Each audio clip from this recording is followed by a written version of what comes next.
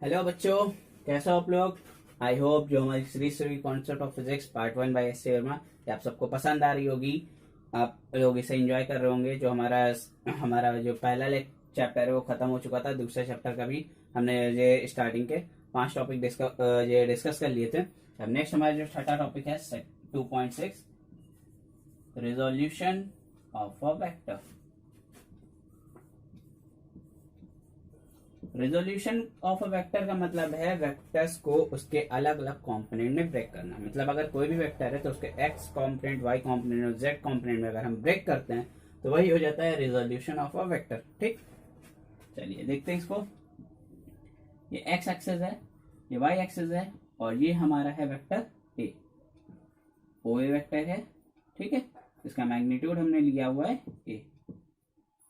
अब अगर हमें इसका एक्स कॉम्पोनेंट और वाई कॉम्पोनेंट निकालना है, sorry y axis x axis, ठीक, ओके, तब हमें क्या करना होगा, एक परपेंडिकुलर यहां से ड्रॉ करते हैं हम एक्स एक्सेस पे और सिमिलरली एक परपेंडिकुलर हम ड्रॉ करते हैं वाई एक्सेस पे।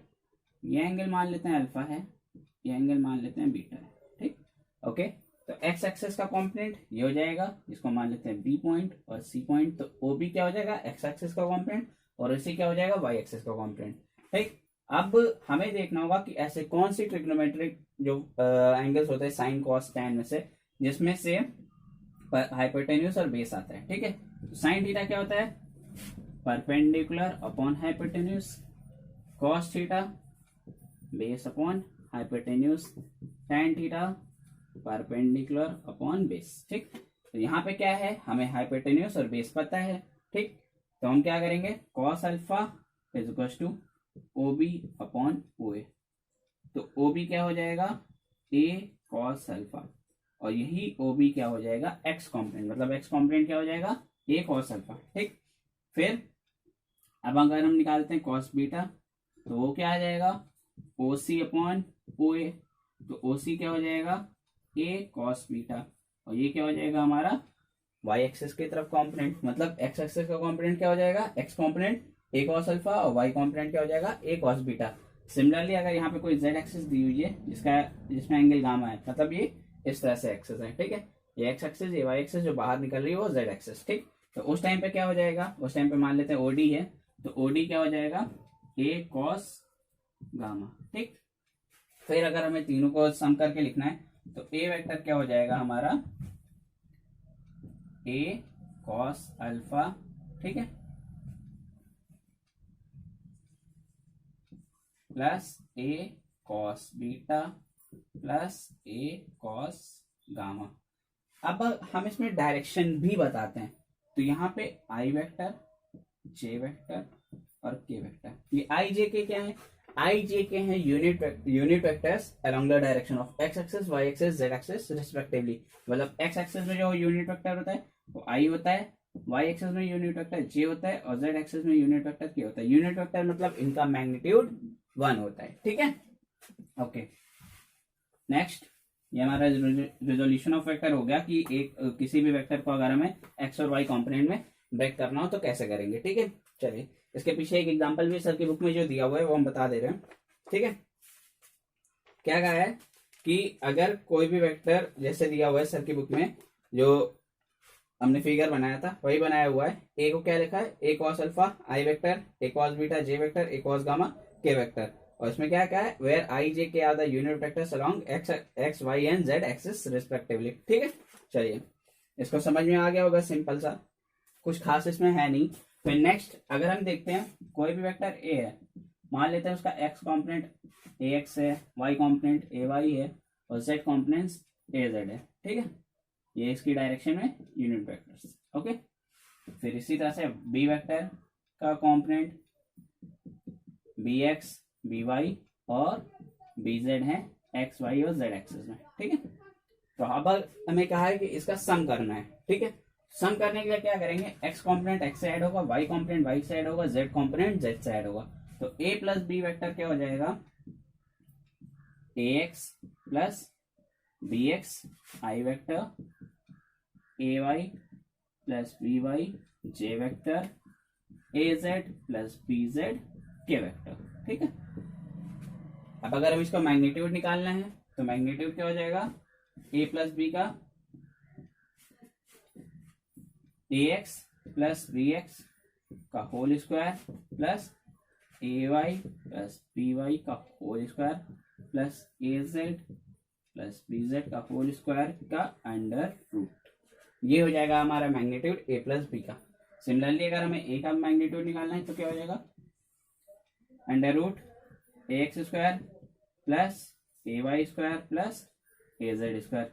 इसी तरह से मैग्नीट्यूड निकालना है बी का, तो क्या हो जाएगा, under root b x square plus b y square plus b z square. Okay, बहुत सिंपल सी चीज है, इसमें कुछ खास इतना है नहीं। ठीक है, नेक्स्ट जो हमारा अगला टॉपिक है 2.7 डॉट प्रोडक्ट या स्केलर प्रोडक्ट। ठीक है, डॉट प्रोडक्ट और स्केलर प्रोडक्ट एक ही चीज होती है। डॉट प्रोडक्ट और scalar product of two vectors. ठीक, तो इसके लिए सिंपल सा फॉर्मूला होता है a dot b is equal to a B cos theta. यहाँ पे ए क्या है, मैग्नीट्यूड ऑफ ए वेक्टर, और बी क्या है, मैग्नीट्यूड ऑफ बी वेक्टर, और थीटा क्या है, angle between A and B. मतलब A dot B A B cos theta, ये फॉर्मूला है। ए क्या हो जाएगा, magnitude of A vector, B क्या हो जाएगा, मैग्नीट्यूड ऑफ बी वेक्टर, और जो कॉस थीटा है वो angle between A and b. ठीक है, सिंपल सी चीज है। ठीक, इसमें कुछ इतना खास नहीं है, सीधा फॉर्मूला है। बस इसमें देखिए क्या करते हैं, हम जो एक्सिस बनाते हैं एक्स वाई और जेड, इनका यूनिट वेक्टर आई जे के होता है। ठीक, ओके, अगर हमें I dot I, J dot J या के डॉट के निकालना हो, या I dot J J dot I निकालना हो, तब हमें क्या करना होगा, आई डॉट आई मतलब एक्स एक्सिस में जो वेक्टर है उसी का जो डॉट प्रोडक्ट करना है एक्स एक्सिस के ही दूसरे वेक्टर से, और उन दोनों के बीच में एंगल क्या बनेगा, अगर दो वेक्टर सेम डायरेक्शन में तो एंगल क्या बनेगा, 0। ठीक है, तो अगर हमें आई डॉट आई निकालना है तो क्या लिखेंगे, मॉड आई और कॉस 0, क्योंकि आई और आई के बीच में एंगल क्या बनेगा, 0। दोनों ही सेम डायरेक्शन में पैरेलल होंगे तो पैरेलल के बीच में एंगल क्या बनता है, 0। ठीक, तो ये क्या होगा, हमारा जो आई डॉट आई आएगा। ठीक, ये मैग्नीट्यूड अभी बताया, यूनिट वेक्टर्स हैं तो इसका 1 हो जाएगा, और cos 0 की वैल्यू 1 तो आ जाता है 1। ठीक, सिमिलरली जे डॉट जे और के डॉट के भी आ जाता है 1। ओके, लेकिन अगर हमें आई डॉट जे निकालना हो तो क्या होगा, magnitude of I magnitude of J और cos, अब एंगल कितना बनेगा, आई और जे के बीच में कितना बनेगा, 90, क्योंकि ये सारे क्या है, ऑर्थोगोनल वेक्टर्स हैं, मतलब एक दूसरे के परपेंडिकुलर हैं।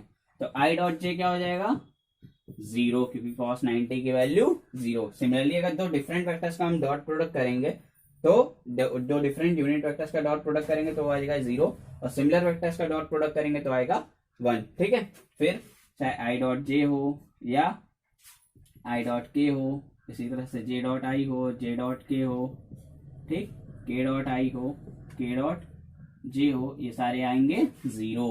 ठीक, ओके, ये हो जाएगा हमारा डॉट प्रोडक्ट। इसका एक एग्जांपल समझा देते हैं, फिर अगले टॉपिक पे आते हैं।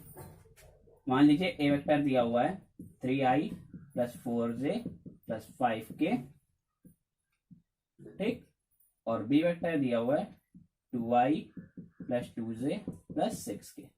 ठीक, मान लेते हैं दिया हुआ है। अब अगर हम इसका डॉट प्रोडक्ट निकालना है, ए डॉट बी करना है तो 3i plus 4j plus 5k dot 2i plus 2j plus 6k। आई वाला आई से मल्टीप्लाई होगा, फिर आई वाला जे से, फिर आई वाला के से, लेकिन जब दो डिफरेंट यूनिट वेक्टर्स मल्टीप्लाई होते हैं तो 0 होता है। ठीक है, तो जब इसको मल्टीप्लाई करोगे तो आएगा 6, इसको मल्टीप्लाई करोगे 0, फिर इसको मल्टीप्लाई करोगे 0, इसी तरह से 4j प्लस 2i करोगे तो वो भी 0 हो जाएगा, फिर 4j इंटू 2j करोगे तो हो जाएगा 8 1। ठीक, इसी तरह से 5 वाला जब के वाला आई और जे से होगा तो 0 हो जाएगा, के वाला के से होगा तभी वो 1 होगा, तो ये आ जाएगा 30।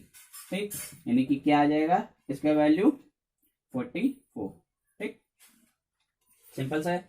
यूनिट जो भी होगी हमारी मीटर किलोग्राम सेकंड जो भी हम ले रहे होंगे, अगर डिस्टेंस ले रहे हैं या वेलोसिटी ले रहे हैं, जो भी ले रहे हैं। ठीक, ओके, तो ये हो जाएगा हमारा स्केलर या डॉट प्रोडक्ट। ठीक, नेक्स्ट है हमारा जो 2.8 टॉपिक है वो है वेक्टर प्रोडक्ट। ठीक है, क्रॉस या vector product, cross product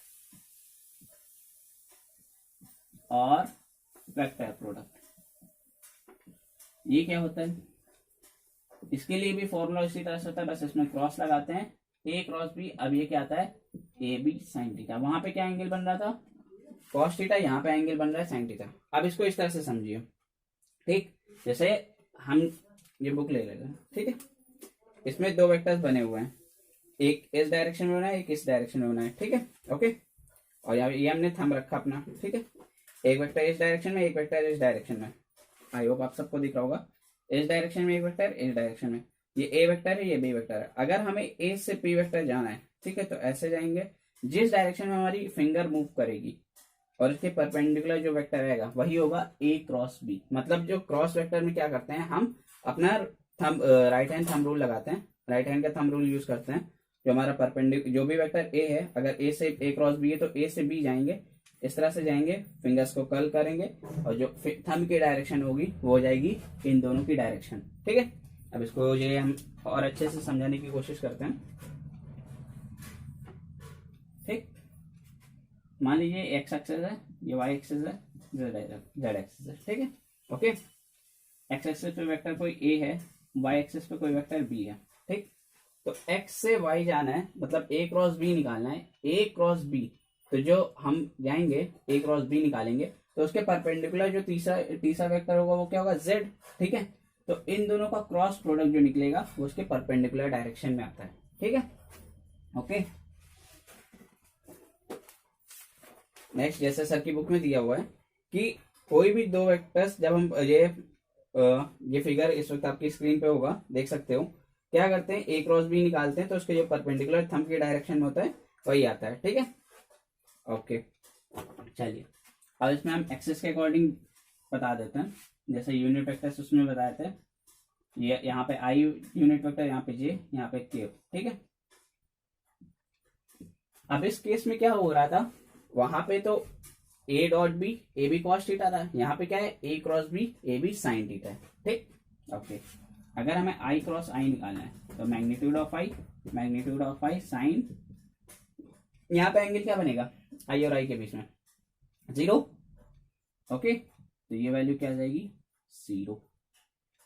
okay, next, इसी तरह से आई क्रॉस जे, तो magnitude of I, magnitude of J, और यहाँ पे साथ में हम डायरेक्शन भी बताते हैं। ठीक है, साइन 90 होगा, यस, आई और जे के बीच में एंगल 90। और अब जो इसका क्रॉस प्रोडक्ट निकलेगा उसकी डायरेक्शन क्या हो जाएगी? के। ठीक है, क्योंकि वो उसके परपेंडिकुलर, इन दोनों वेक्टर्स के परपेंडिकुलर पे हो के, तो आई क्रॉस जे क्या हो जाता है? के आता है। ठीक, यहाँ पे कोई भी डायरेक्शन हो, आई और आई के बीच में डायरेक्शन, तो वैसे भी कोई आई का आई से ही क्रॉस प्रोडक्ट करोगे तो डायरेक्शन तो आई ही रहेगी। ठीक, आई और जे का करोगे तो उसके परपेंडिकुलर डायरेक्शन में आएगी के। ठीक, तो इसका एक सर्कल बनता है आई जे के। ठीक,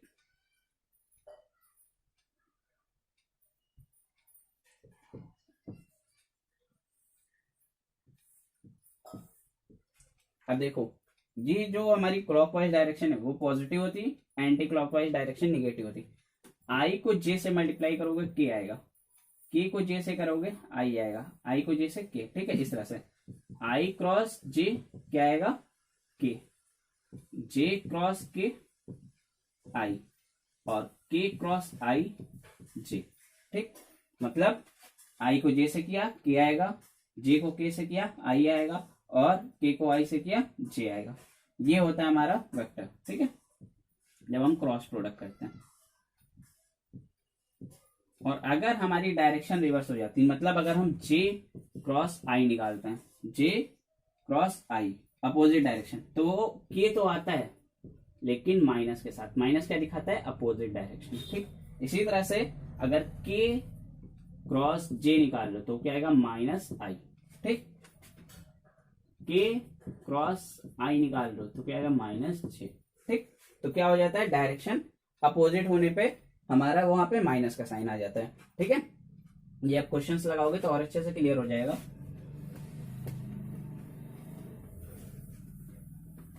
ठीक, ये सिंपल सी चीज है, समझ में आ गई होगी। एक एग्जांपल इसका दिया हुआ है जो आपकी स्क्रीन पे इस वक्त है। The vector of vector a has magnitude 5 unit, b has 6 unit, cross product दोनों का दिया हुआ है 15 यूनिट। तो एंगल निकालना है, तो ए क्रॉस बी क्या होता है, ए बी साइन थीटा, और ए क्रॉस बी 15 दिया हुआ है, तो उससे हमने एंगल निकालना है 30 और 150। सिंपल सी चीज है, ठीक। और हाँ, जैसे हमारे डॉट प्रोडक्ट है वो क्या होता है, commutative law associative law follow करते हैं, लेकिन ये जो क्रॉस प्रोडक्ट है वो कम्यूटेटिव लॉ फॉलो नहीं करता है, एसोसिएटिव लॉ फॉलो नहीं करता है, केवल डिस्ट्रीब्यूटिव लॉ फॉलो करता है, ठीक। अगर हम ए डॉट बी निकाल रहे हैं वो बी डॉट ए के इक्वल आएगा, लेकिन अगर ए क्रॉस बी निकाल रहे हैं तो वो बी क्रॉस ए के इक्वल नहीं आएगा, ठीक। अगर क्या होगा, A cross B, B cross A होगा, लेकिन आगे माइनस का साइन आएगा, ठीक, दोनों अपोजिट डायरेक्शन में होंगे, ठीक। मतलब ये कम्यूटेटिव लॉ फॉलो कर रहा है, ये कम्यूटेटिव लॉ फॉलो नहीं कर रहा है, ठीक। अगला इसी तरह से डिस्ट्रीब्यूटिव लॉ दोनों फॉलो करते हैं, ठीक। A dot b plus c हो तो ए dot b plus a dot c लिखते हैं। इसी तरह से a cross b plus c हो तो भी हम a cross b plus a cross c लिखते हैं, ठीक। डिस्ट्रीब्यूटिव लॉ ये हो जाएगा commutative law,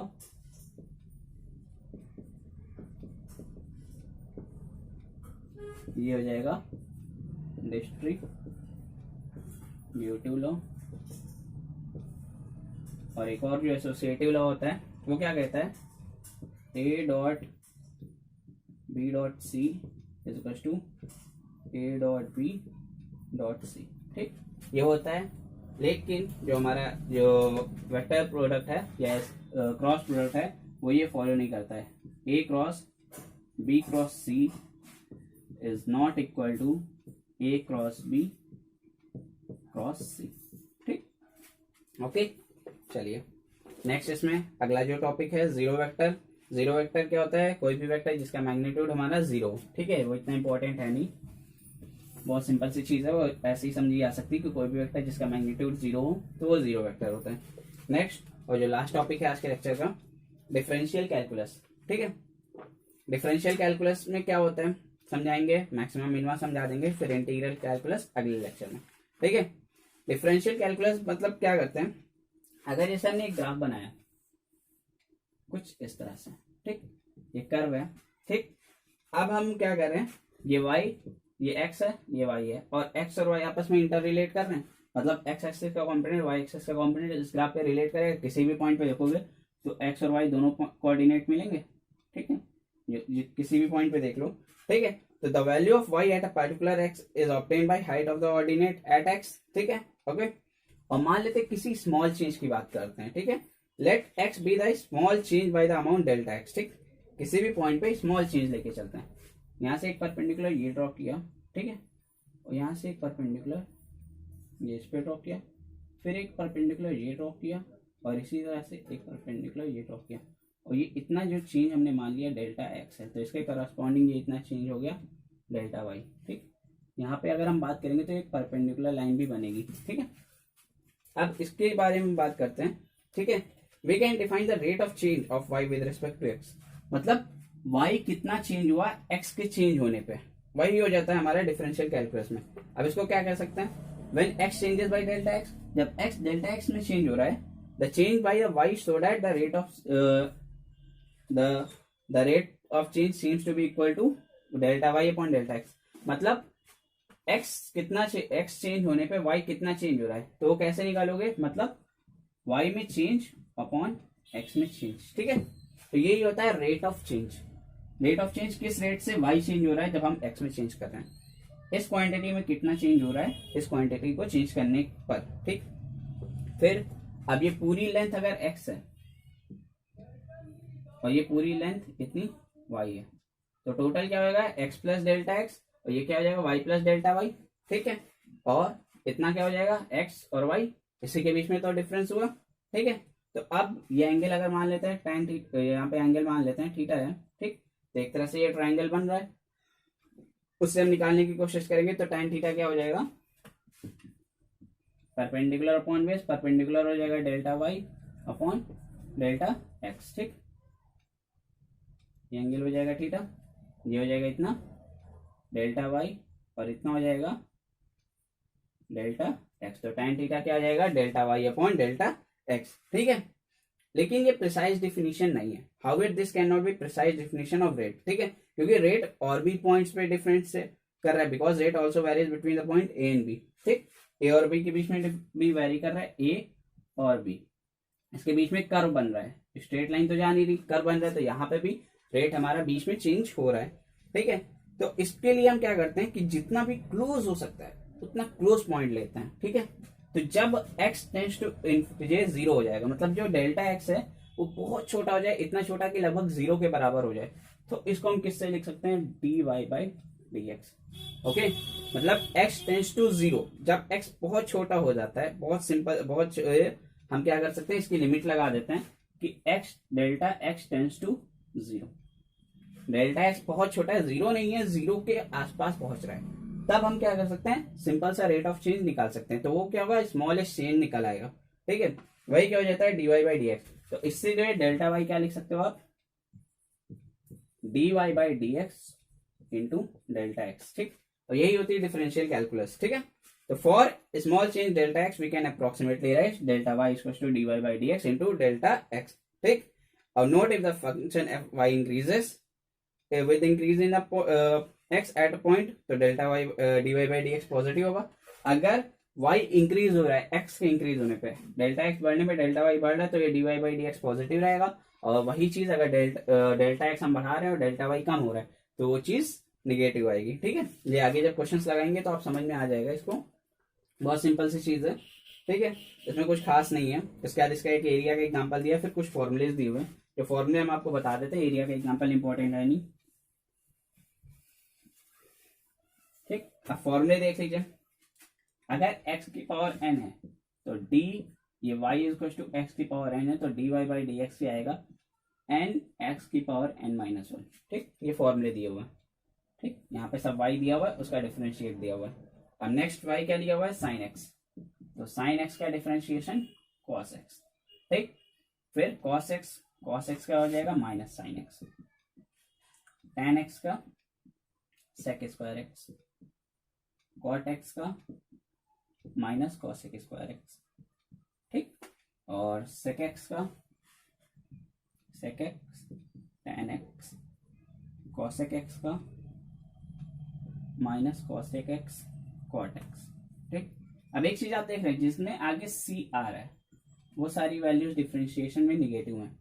cos x minus sine x, cot x minus cosec square x, cosec x minus cosec x, cot x। ठीक, तो जिसमें आगे c आ रहा है वो निगेटिव है। ठीक, और फिर एक दिया हुआ है log x का डिफरेंशिएशन 1/x, और जो लास्ट हमारा फॉर्मूला दिया है e की पावर x का डिफरेंशिएशन e की पावर x ही रहता है, वो चेंज नहीं होता है। ठीक है, तो इसमें और भी जो फॉर्मूले दिए हुए हैं, d by d x of c y, c क्या है, कोई कांस्टेंट है, तो क्या हो जाएगा, c into d y by d x हो जाएगा। कांस्टेंट का डिफरेंशिएशन नहीं होता है। ठीक है, इसी तरह से d by d x of u plus y, दो अलग अलग फंक्शन है, तो दोनों को अलग अलग हम डिफरेंशिएट कर सकते हैं, d u by d x plus d v by d x. ठीक,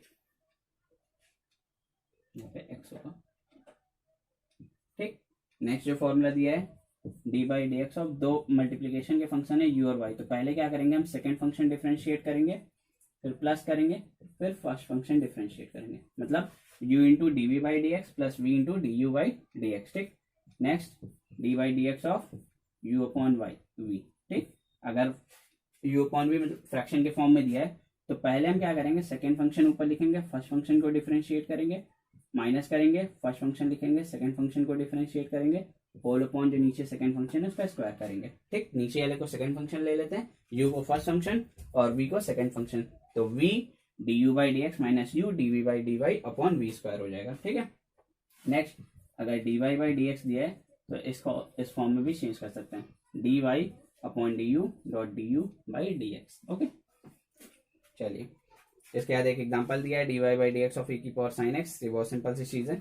फिर आते हैं लास्ट जो हमारा टॉपिक है, मैक्सिमम मिनिमम।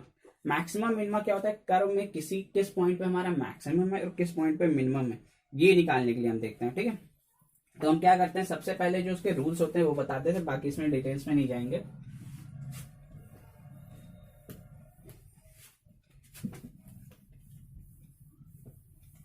जो इसमें हमारा पहला जो दिया हुआ है, मान लेते हैं कोई function y equal to f x है, कोई फंक्शन है, ठीक है। अब अगर d y by d x निकालें, वो इक्वल टू 0 है, ठीक है, उसको इक्वल टू 0 पुट करेंगे तो उस पॉइंट पे उससे हम पॉइंट्स निकालेंगे, तो वो जो पॉइंट्स आएंगे वो क्या बताएंगे कि इस पॉइंट पे मैक्सिमम है या मिनिमम है, ठीक है।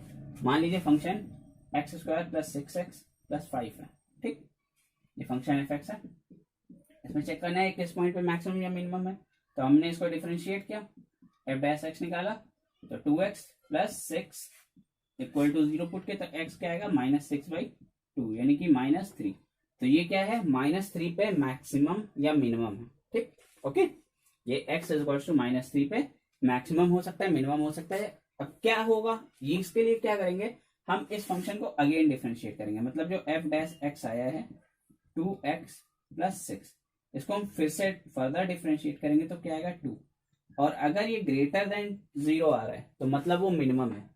अगर जो वैल्यू है हमारी सेकेंड टाइम डिफरेंशिएट करने पर ग्रेटर देन 0 आएगी तो वो मिनिमम होगा, और लेस देन 0 आएगी तो मैक्सिमम होगा, ठीक है। जो एफ डबल डैश एक्स है ग्रेटर देन 0 तो मिनिमम,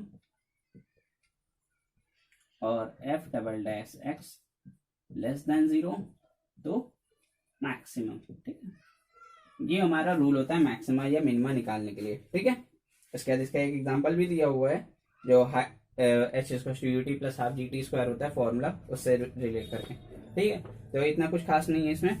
फिर integral calculus, significant figures, error in measurement, ये है बस। इसके बाद इसमें भी न्यूमेरिकल्स पे आ जाएंगे, मतलब इसमें जो फर्स्ट लेक्चर है हमारा उसमें भी टॉपिक्स कवर हो गए, सेकंड लेक्चर में आधे से ज्यादा टॉपिक कवर हो चुके हैं, फिर थर्ड लेक्चर में कुछ टॉपिक्स कवर होंगे और कोशिश करेंगे एक दो न्यूमेरिकल बता दें। तो फोर्थ लेक्चर से जो भी इसका फोर्थ लेक्चर होगा उसमें न्यूमेरिकल्स ही आए रहेंगे, ठीक है। और हो सकता है थोड़ा बहुत इधर बोरिंग लगे, लेकिन आगे की फिजिक्स और भी ज्यादा इंटरेस्टिंग है। इसमें भी कुछ खास था नहीं, सिंपल सी मैथमेटिक्स है, जो मैथ के स्टूडेंट्स हैं वो ये सब चीजें पढ़ चुके होंगे, डिफरेंशिएशन, इंटीग्रेशन, ठीक है। तो डिफरेंशिएशन मैंने बता दिया है, जो बायो के स्टूडेंट्स हैं हमारे, जिनको थोड़ा बहुत प्रॉब्लम होती है मैथ्स में, तो उनको बस ये याद रखें कि इतने से ही रूल्स हैं, इसमें कुछ ज्यादा नए रूल्स हैं नहीं जो याद करने हो, सिंपल से रूल्स हैं बस, और कुछ खास इसमें है नहीं। तो होप सो पसंद आया हो। अगर आज का लेक्चर पसंद आया तो प्लीज कमेंट सेक्शन में बताएं कि कैसा लगा, कुछ ऐसा लगा जो नहीं पसंद आया तो वो भी बताएं, ठीक है। और चैनल को सब्सक्राइब करें, अपने दोस्तों तक का शेयर करें, और ये सीरीज लोगों तक पहुंचाएं। Thank you so much.